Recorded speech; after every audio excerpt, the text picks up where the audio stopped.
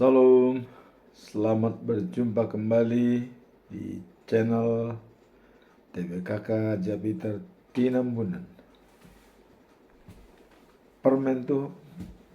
Firman Tuhan pada hari ini, di hari yang ke-345, tanggal 10 Desember 2024, diambil dari kitab Ulangan pasal 3 ayat 24 dengan perikop Musa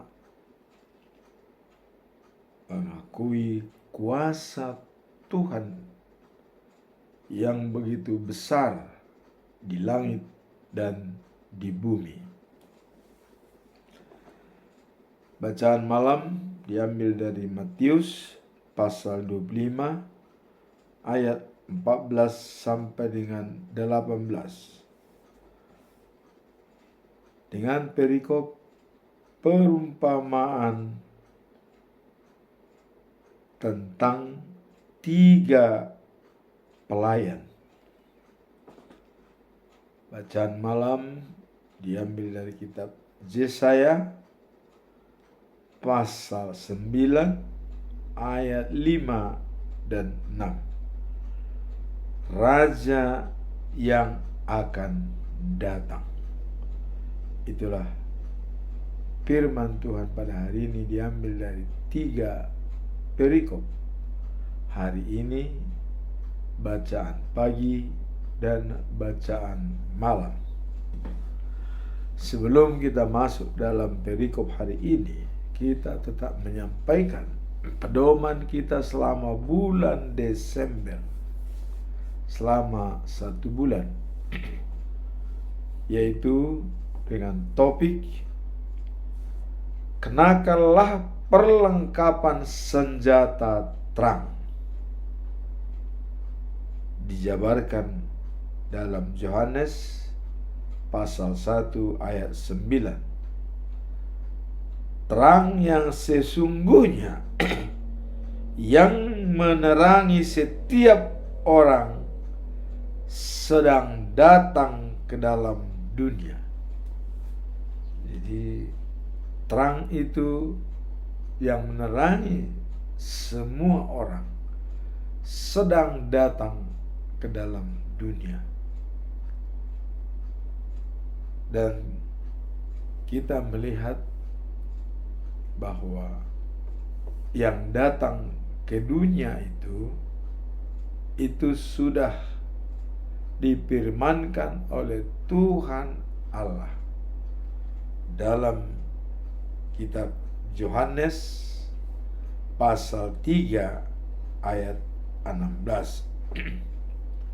Dikatakan demikian, karena Allah begitu mengasihi manusia di dunia ini, sehingga Ia memberikan anaknya yang tunggal, supaya setiap orang yang percaya kepadanya tidak binasa, melainkan mendapat hidup sejati dan kekal. Tadi sesungguhnya terang itu sedang datang ke dunia. Dan yang dijanjikan oleh Allah tersebut itulah terang yang datang ke dunia ini. Pada mulanya firman Allah, dan firman itu sendiri adalah Allah, dan firman itu bisa menjadi daging. Itulah kedatangan Tuhan Yesus ke dunia itu. Dan dikatakan tadi adalah sebagai terang. Nah, kalau itu dikatakan sebagai terang, ini sesuai dengan pernyataan dari Tuhan Yesus sendiri. Ya, di Yohanes pasal 8 ayat 12 adalah sebagai berikut, ya. Akulah terang. Dikatakan, akulah terang dunia. Dan barang siapa mengikuti aku, dia tidak berjalan dalam kegelapan, tetapi akan berada di dalam terang. Dalam Injil Yohanes pasal yang ke-8 ayat 12.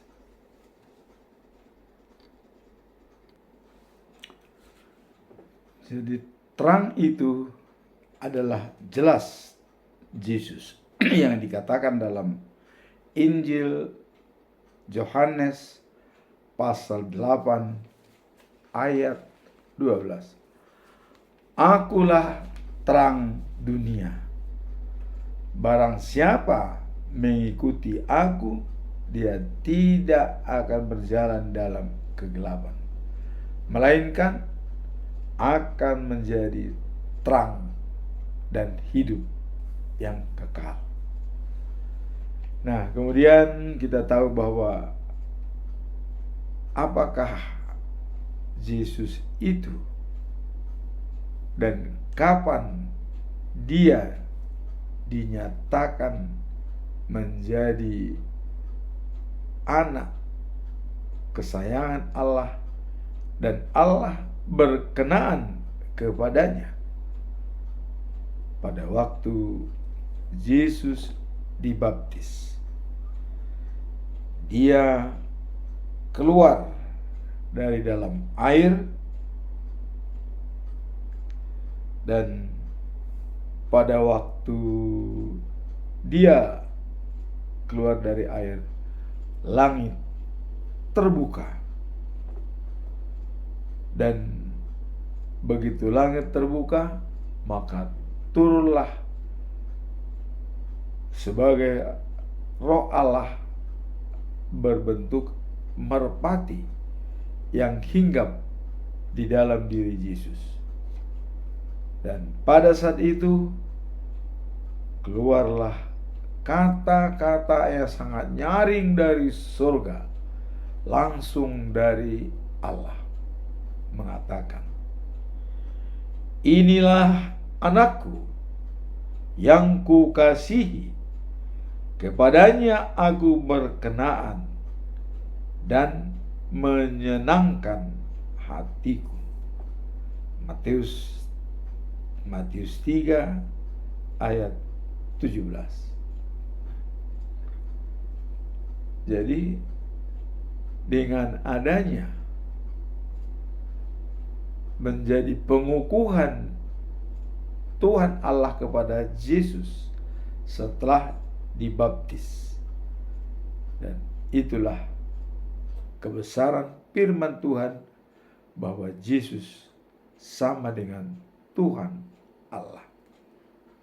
Ya, dikatakan, inilah anak kesayanganku dan kepadanya lah aku berkenan dan menyenangkan hatiku, kata Allah. Nah, kemudian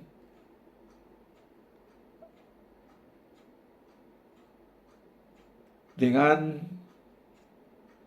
hal tersebut ada pertanyaan bagi kita.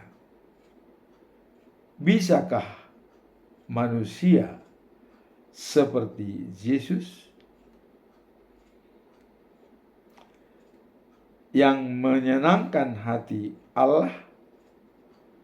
Inilah tugas dan tanggung jawab kita dalam minggu Advent saat ini, di mana kita diingatkan dalam minggu Advent pertama, ya, berjaga-jaga dan berdoa.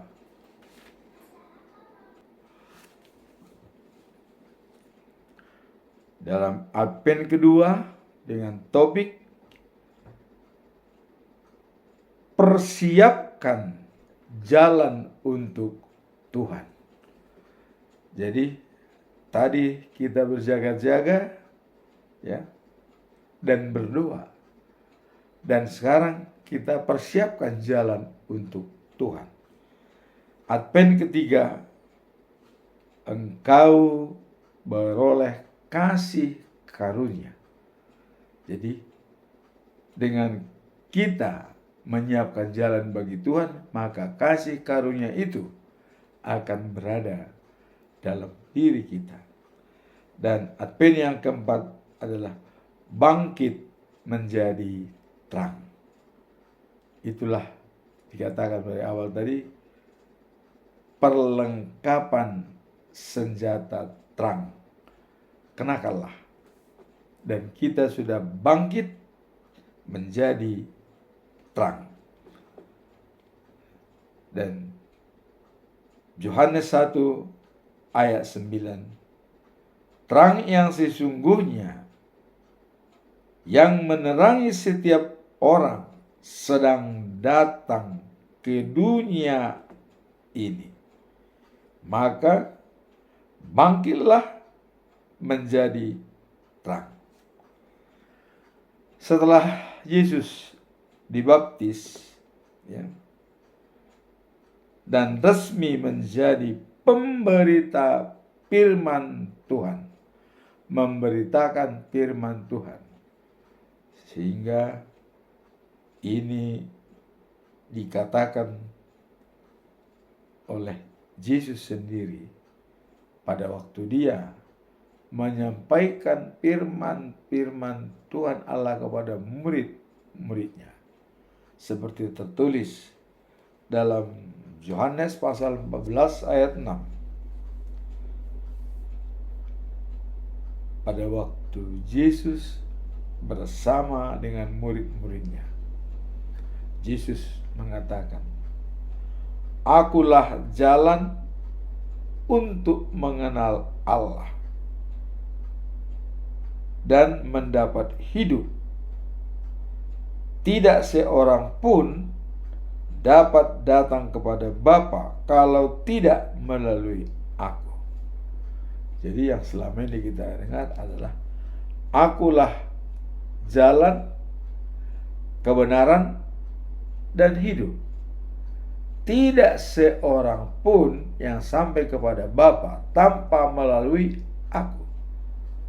Ini terjadi perdebatan antara murid Yesus dengan Yesus sendiri. Karena Yesus mengatakan tidak seorang pun sampai kepada Bapa. Lantas Filipus bertanya, "Di manakah Bapa itu? Tunjukkan kepada kami," kata Filipus.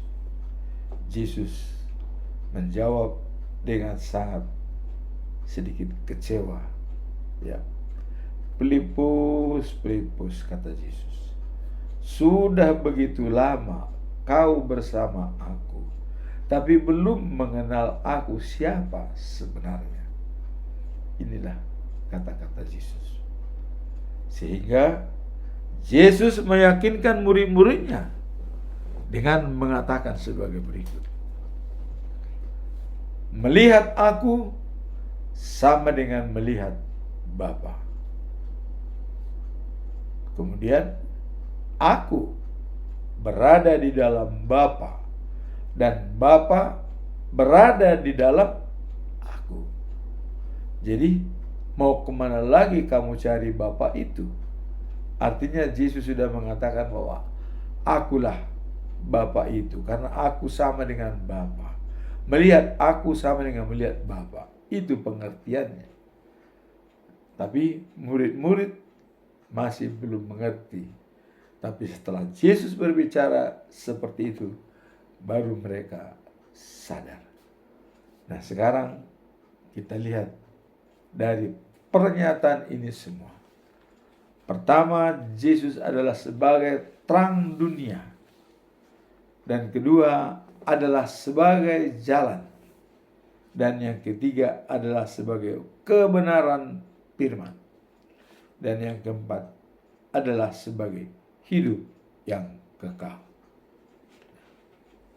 Kita dapat melihat bila Yesus sebagai firman, kebenaran firman, itu tertulis dalam Yohanes pasal 1 ayat 1. Pada mulanya firman Allah. Nah, kemudian firman itu sendiri adalah bersama-sama dengan Allah. Nah, sehingga firman itu adalah Allah. Inilah kebenaran firman. Jadi Yesus mengatakan, akulah jalan, kebenaran firman, dan hidup. Nah, jadi apabila kita sudah menyatakan bahwa Yesus itu adalah Tuhan, itulah kebenaran firman. Nah, kemudian dikatakan sebagai hidup. Apa yang kita lihat kalau Yesus itu dikatakan sebagai hidup? Dalam Yohanes pasal 6 ayat 35 dikatakan, akulah roti hidup. Datang kepadaku tidak akan lapar selama-lamanya. Percaya kepadaku tidak akan kehausan selama-lamanya. Jadi Yesus adalah kehidupan. Bersama dengan Yesus tidak akan kelaparan, tidak akan kehausan selama-lamanya. Ini apakah dalam artian jasmani atau rohani? Yesus mengatakan ini adalah setelah hidup, ya, setelah kehidupan sekarang. Jadi hidup setelah kehidupan sekarang. Jadi hubungannya adalah dengan rohani kita. Yang menghidupkan kita secara rohani adalah Yesus. Maka dikatakan tidak pernah kehausan, tidak pernah kelaparan. Apabila datang dan percaya kepada Yesus. Artinya kita bersama dengan Yesus tidak akan kelaparan dan kehausan. Itulah pedoman kita dalam bulan November. Bahwa Yesus sebagai terang melawan kegelapan. Kemudian Yesus sebagai jalan menuju surga. Dan Yesus sebagai kebenaran firman Tuhan bahwa Dia adalah Tuhan. Kemudian Yesus adalah sebagai hidup untuk menghilangkan kelaparan dan kehausan selama-lamanya dari kita. Inilah pedoman kita selama bulan Desember tahun 2024 ini. Sekarang kita masuk dalam perikop hari ini. Diambil dari kitab Ulangan pasal 3 ayat 24. Pengakuan Musa bahwa Allah memakai Musa sebagai awal kebangkitan Israel. Apa makna dan pesan moral dari kitab Ulangan ini. Ya. Nah, hal ini mencerminkan pengakuan Musa atas kuasa dan kebesaran Tuhan ketika ia meminta Tuhan untuk menunjukkan kepadanya tanah yang telah dijanjikan kepada Israel. Nah, kemudian apa pesan moral? Pesan moral dalam ayat ini ya, adalah menyoroti pentingnya pengharapan dan kepercayaan kepada Tuhan meskipun terdapat keadaan yang sulit. Jadi dalam keadaan yang sulit pun ya, kita penting untuk tetap punya pengharapan dan kepercayaan kepada Tuhan. Jadi bagaimanapun kesulitan yang kita hadapi, harapan dan kepercayaan kepada Tuhan tidak pernah hilang, tidak pernah sirna. Itulah pesan moral dari ayat ini dalam Ulangan pasal 3 ayat 24 yang mengatakan, "Ya Tuhan Allah, Engkau telah mulai memperlihatkan kepada hamba-Mu ini kebesaran-Mu dan tangan-Mu yang kuat. Sebab Allah manakah di langit dan di bumi yang dapat melakukan perbuatan perkara seperti Engkau."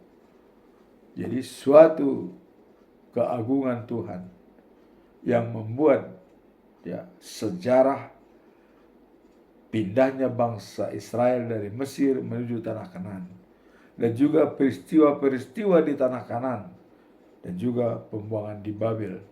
Dan kemudian ya setelah mereka 70 tahun dibuang di Babel, tapi Allah berjanji akan menyelamatkan umatnya, sehingga pada waktu Raja Kores memimpin Babilonia, dia memerintahkan untuk kepada hambanya Esra dan Nehemia untuk membenahi dan membangun kembali bait suci di Yerusalem dan membangun kotanya.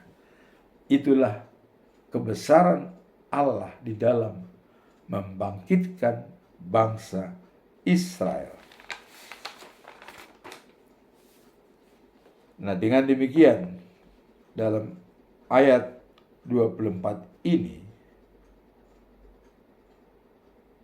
menegaskan pengakuan Musa terhadap kebesaran Tuhan dan kuasanya dalam menanggapi janji-janjinya. Nah, jadi dalam konteks ini ya, kehidupan kita ya, hal ini ya mengajak kita untuk mentaati pesan yang kuat ya, dan iman yang kuat, pesan dari Tuhan, dan kita beriman kepada Tuhan bahkan ketika kita menghadapi tantangan atau kerinduan ya, yang selalu terwujud, seperti Musa yang meminta untuk mengetahui hasil akhir dan ya, penjabaran Israel. Kita juga diingatkan untuk percaya bahwa Tuhan mempunyai rencana yang baik bagi hidup kita. Nah, sehingga apapun yang dijalankan oleh Tuhan selalu berlandaskan kasih-Nya kekal dan abadi. Inilah pengakuan Musa tentang kebesaran Tuhan Allah, sehingga dia mengatakan, tidak ada Allah seperti itu, baik di bumi dan di dunia ini. Tidak ada Allah lain seperti Dia. Dialah satu-satunya yang membuat perkara begitu besar, ya, dan tetap menjaga bangsa Israel. Walaupun bangsa Israel sering tidak mentaati firman Tuhan, namun Tuhan tidak pernah melupakan kasih sayangnya kepada bangsa pilihan yang sudah dipilihnya, bangsa Israel. Itulah perikop kita pada hari ini.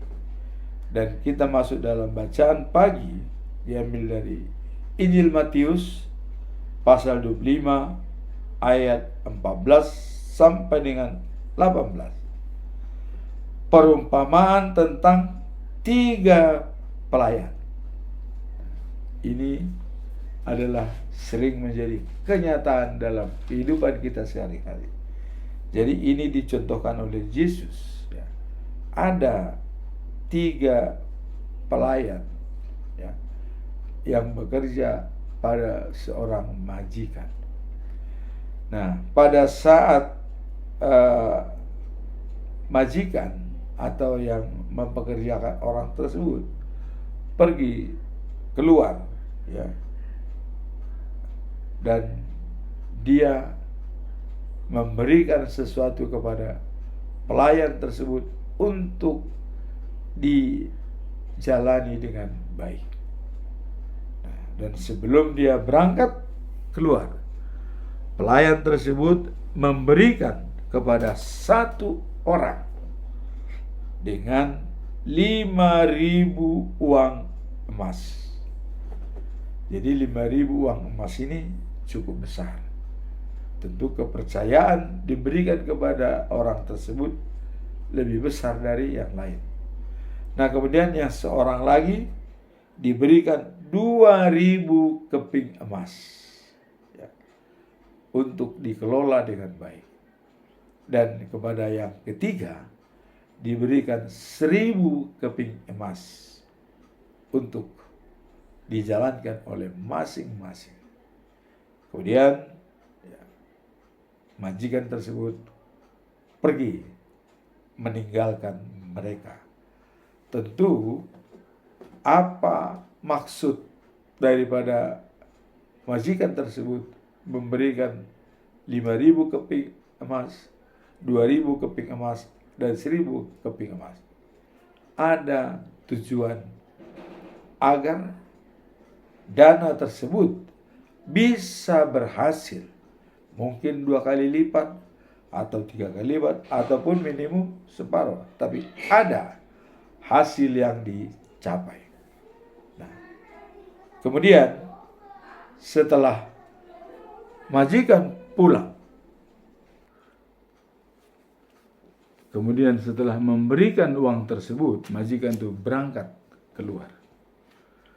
Dan setelah dia pulang, dia mencoba melihat kreativitas daripada ketiga pelayan tersebut.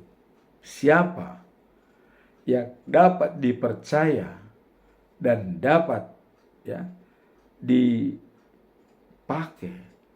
untuk menjalankan usaha.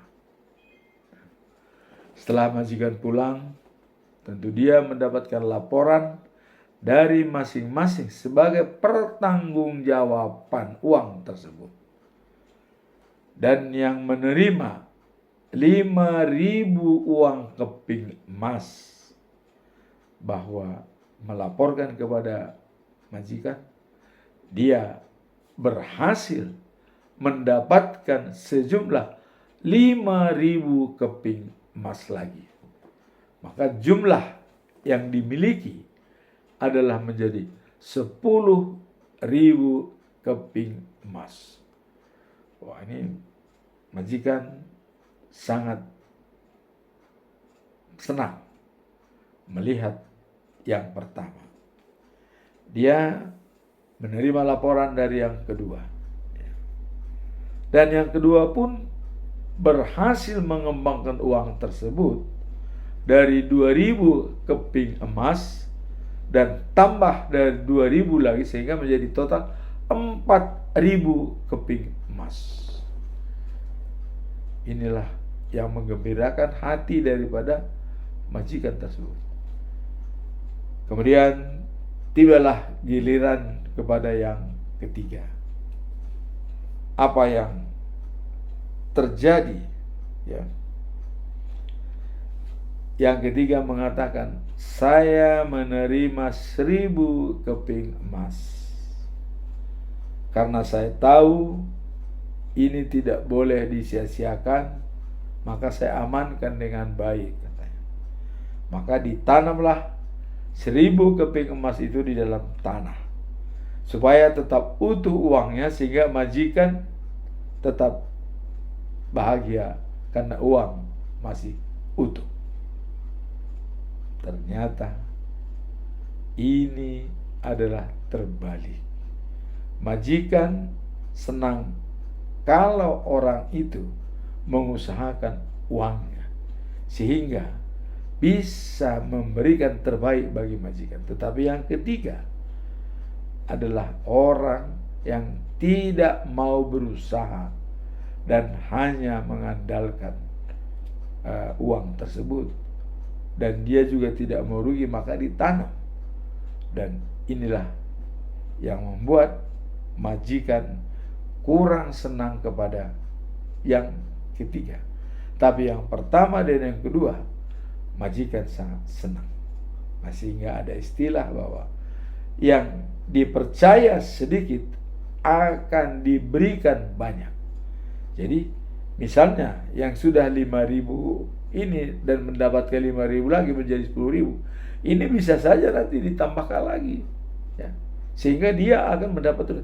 Tapi yang 1.000 yang tidak, ya, membungkakan uang tersebut, mungkin itu bisa diambil supaya habis, ya. Nah, namun apa kelanjutan daripada perikop ini? Kita lihat episode berikutnya esok hari. Nah, sekarang kita masuk dalam bacaan malam, diambil dari Yesaya pasal 9 ayat 5 sampai dengan 6, ya. Raja yang akan datang. Nah, dalam ayat 5 dikatakan, ya, sepatu tentara yang berdrap-drap dan bajunya yang berlumur darah akan habis dimakan api. Ayat 6, seorang anak telah lahir bagi kita. Kita diampuni seorang putra dan dianugerahi. Ia akan menjadi pemimpin kita. Ia dinamakan penasehat bijaksana dan Allah perkasa dan Bapa kekal Raja damai. Itulah yang diberikan oleh Tuhan Allah, dianugerahkan dan dikaruniakan kepada dunia ini sebagai penasehat bijaksana, sebagai Allah perkasa dan Bapa yang kekal dan Raja damai. Apa makna dan pesan moral dari ayat tersebut dalam Yesaya pasal 9 ayat 5 sampai 6? Nah, dalam ayat tersebut tertulis ya, sebab seorang anak telah lahir ya, diberikan untuk kita, dan seorang putra telah diberikan untuk kita, dan pemerintahan ada di atas bahunya. Ia dinamai ya, Kanak-kanak ajaib, Allah yang perkasa, Bapa yang kekal, dan Raja damai. Ayat ini mengungkapkan pengharapan dan janji Tuhan melalui kedatangannya ya, oleh Mesias Yesus Kristus, dinyatakan sebagai anak yang lahir untuk umat manusia, membawa damai dan keadilan. Pesan ini menunjukkan ya, untuk umat percaya untuk mempercayai bahwa dalam setiap keadaan ada harapan dan pemulihan yang ditawarkan oleh Sang Raja Damai. Jadi ada tawaran pemulihan ya, dan harapan yang ditawarkan oleh Raja yang datang tersebut. Ya, maka diserukan oleh Yohanes di padang belantara, bertobatlah, bertobatlah, maka Raja Penyelamat akan datang. Dengan demikian, karena Dia tadi dikatakan adalah pemimpin kita ya, yang dinamakan penasehat bijaksana atau berhikmat ya, dan Allah perkasa, dan Bapa kekal, dan Raja damai.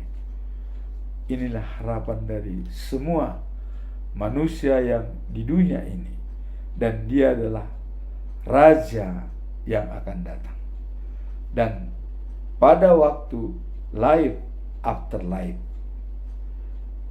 Dia adalah Raja segala raja yang memimpin di kota Sion selama-lamanya. Ini telah difirmankan oleh Tuhan kepada Nathan waktu Daud mengatakan akan membangun bait suci bagi Allah, karena kemah Tuhan selalu berada di kemah. Tapi direspon oleh Tuhan Allah, dikatakan, dari keturunanmu anak kandungmu sendiri untuk menduduki tahta kerajaanmu dan membangun bait suci bagiku. Itulah Salomo.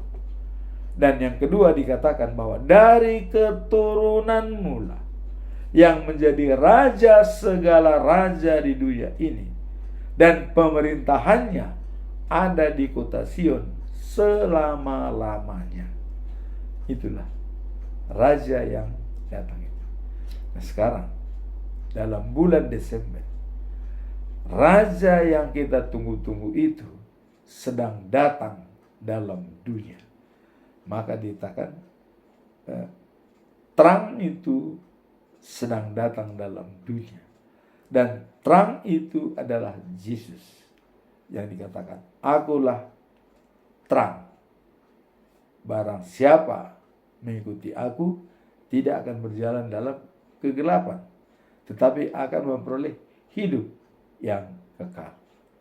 Nah, dengan kedatangan Yesus di dunia ini sebagai terang, tentu pantaslah kita mengenakan senjata terang dalam melawan kegelapan-kegelapan atau belenggu-belenggu yang menghambat iman kepercayaan kita kepada Tuhan. Sebab kegelapan tidak suka terang. Maka kita pakailah senjata terang untuk mengusir segala kegelapan dari diri kita. Itulah firman Tuhan pada hari ini. Semoga firman ini semakin menguatkan kita untuk mempercayai bahwa kebenaran firman Tuhan Yesus itu sama dengan Allah. Demikianlah firman Tuhan. Semoga kita semua dapat mengandalkan kebenaran firman Tuhan dalam kehidupan kita sehari-hari. Amin. Tuhan memberkati.